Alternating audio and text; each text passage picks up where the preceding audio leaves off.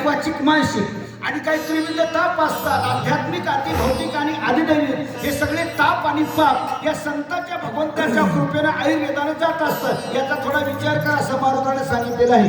कोणासी नकळे जनी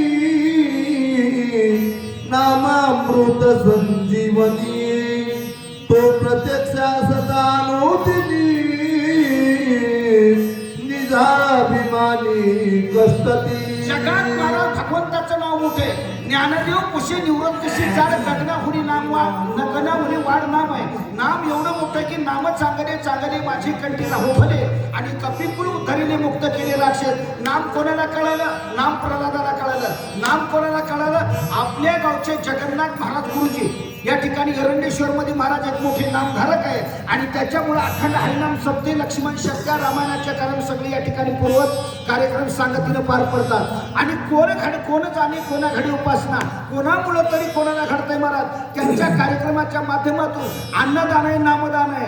अन्नदान आहे शतायुषी, उदकदाने सदा सुखी, मंदिर दाने भूमी पालकी सुपरिमळ उपचार. एवढे 5-5 मंदिरं ज्यांनी बांधलेत त्यांचं काय पुण्य असेल, कोण पुण्य त्यांचे, कोण पुण्य त्यांचं असेल, अशा पद्धतीचा विचार मात्र सांगू लागलेले. आम्ही वैद्य चिकित्सका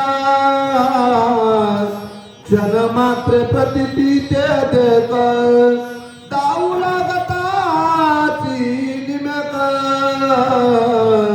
तेनेची देक नाडी. आम्ही वैद्य, आम्ही डॉक्टर, त्या डिग्रीचा अभिमान प्रत्येकाला आहे, धनाचा अभिमान प्रत्येकाला आहे, सौंदर्याचा अभिमान प्रत्येकाला आहे. पण माणसाच्या जीवनामध्ये मान आणि धन नको, नको मान नको अभिमान. सोडी मी तू पण कोणची सुखी सुखी जली व्हावे तिने जगरी व्हावे, आज्ञाने लावावे सरमार्गाशी. चांगल्या माणसानं महाराज जगाला मोठं करण्याचा प्रयत्न करावा, उगा अभिमान करून या ठिकाणी फुगून बेंडकुळीसारखं फुगू नये असं मारुताने सल्ला दिला. सिद्धी शीतला होता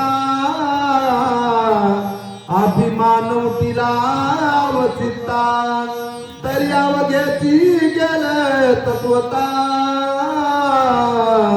कष्टव्रताची सोशील. काही सिद्ध पुरुषांनी महाराज सिद्धी प्राप्त करून घेतली. अष्टमा, लघिमा, गरिमा, इशिमा, वशिमा सिद्धीचं नाव आहे. या ठिकाणी 1 किलोभर जरी या ठिकाणी अन्न शिजवलं, सगळं गाव जरी या ठिकाणी जेवणाला आलं तरी जेवण संपत नाही. याचं कारण सिद्ध पुरुषांची ती कला आहे, सिद्धीचं ज्ञान आहे. पण सिद्ध पुरुषाला सिद्धीचं अन्न खाता येत नाही, त्याला चटणी रोटी भाकरच खावं लागते. आपल्या भागामध्ये या ठिकाणी ओंकारनाथ, या ठिकाणी कारल्याचे महाराज या ठिकाणी सिद्ध पुरुष होऊन गेले. या ठिकाणी सिद्धपेठामध्ये पुणे जिल्ह्यामध्ये या ठिकाणी चांगदेव बाबा सिद्ध पुरुष झाले. चांगदेव बाबांनी महाराज मेलेल्या माणसाला जिवंत उठवण्याचा प्रयत्न केला. मुक्ताबाई म्हणाली, दादा हे मडे काढून पडले, ते म्हणजे चांगदेव बाबा येतात आणि म्हणतात मुक्ताबाईला ते मडे उठवले. आता चांगदेव महाराज त्या मुक्ताबाईच्या भेटीला जातात, त्यावेळेला चांगदेव महाराज वाघावर बसून सापाचा कोरडा करून येतात. त्यावेळेला चांगदेव महाराजाचा कौशल्य पाहून, त्यांचा मोठा या ठिकाणी प्रस्ताव पाहून ज्ञानेश्वर महाराजांनी चालविली.